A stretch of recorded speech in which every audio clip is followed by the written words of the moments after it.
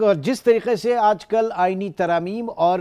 जो जो सियासी मामलात हैं वो देखे जा रहे हैं इस वक्त पाकिस्तान में, अदालती हों या आईनी मामलात, ये जो लिंकेजेस हैं हर कोई इससे परेशान है। परेशान से मतलब एक तज़ब्ज़ुब का शिकार है कि किसी एक तरमीम की जो तशरीह है वो वाज़ेह नहीं हो पा रही, हर कोई अपने अपने हवाले से उसकी तशरीहात कर रहा है। ऐसे में सूरत हाल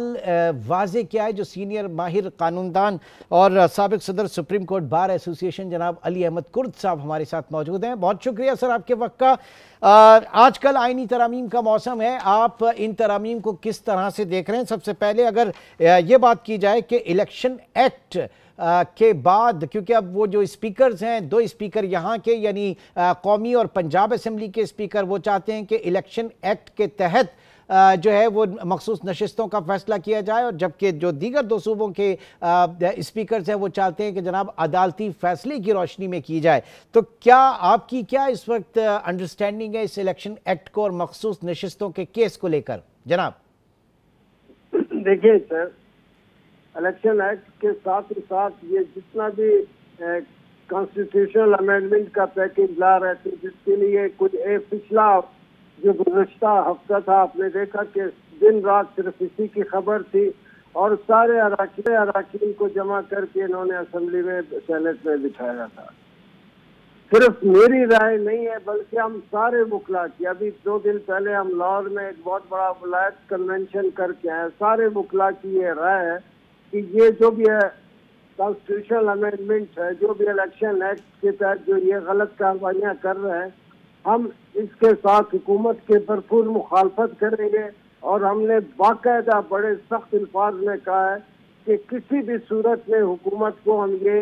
जो अमेंडमेंट है ये होने नहीं देंगे और इंशाल्लाह वैसे ही होगा। वकला में एक बड़ी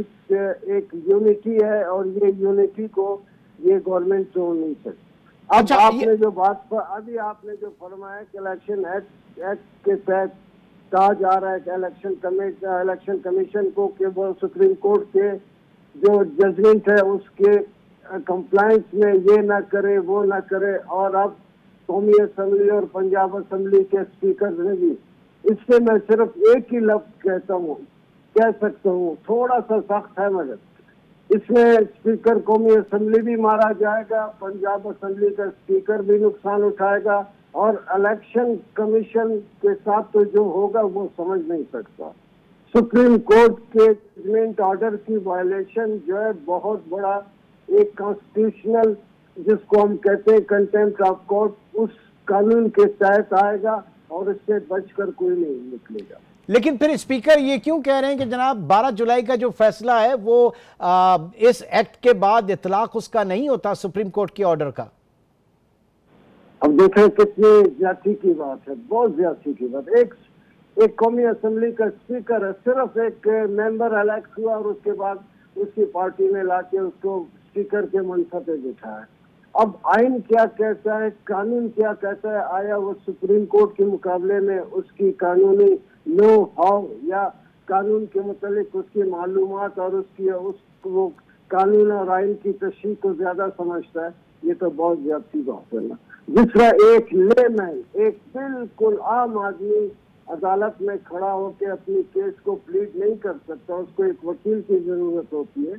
इसी तरह ये कानून और आइन जो ये सिर्फ जजेज और वकील समझते हैं। ये सिर्फ ये कह देना कि एक स्पीकर बड़े मनसब आके बैठ गया है, वो अब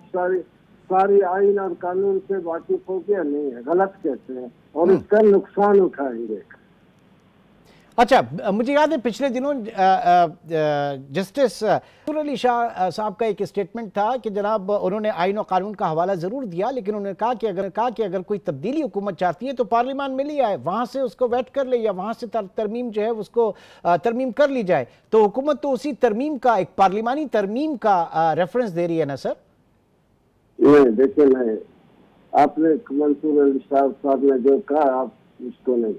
पार्लियामेंट देखिए अभी जजमेंट फिर आया, कल का जजमेंट है। पार्लियामान जितनी भी ताकतवर है, ये मैं इस वक्त अपने ऑफिस में बैठा हूँ, कॉन्स्टिट्यूशन मेरे सामने, जो कुछ भी कर सकती है, जितना भी कानून साजी कर सकती है, और सबसे बढ़कर जब 2 तिहाई उसके पास हो तो वो कॉन्स्टिट्यूशन में तरमीम भी कर सकती है, मगर ये पाबंद है कि कानून, वो आइन जिस हद तक उनको इजाजत देता है उस हद तक कानून साजी और अमेंडमेंट हो सकती है, उस हदूद से ज्यादा नहीं हो सकती। अच्छा। इलेक्शन एक्ट, अब ये जो इन्होंने इलेक्शन एक्ट में 2002 में, उसमें अब उन्होंने अमेंडमेंट किया है और वो कहते हैं कि उस इलेक्शन एक्ट के तहत काजी साहब ने जो फैसला किया है वो उसमें पूरी तरह अमल नहीं हो सकता, क्योंकि अभी हमने अमेंडमेंट किया है, ये रिट्रोस्पेक्टिव, मतलब माजी के साथ, गुज़िश्ता अरसे के साथ मुंसलिक करके इसका असर ज्यादा है। ये नहीं, ऐसे नहीं हो सकता, ये गलत तशरीह कर रहे हैं और मैं समझता हूँ ये इस मुल्क में एक बहुत बड़ा कॉन्स्टिट्यूशनल एक बहरान पैदा कर रहा है। अच्छा, मजीद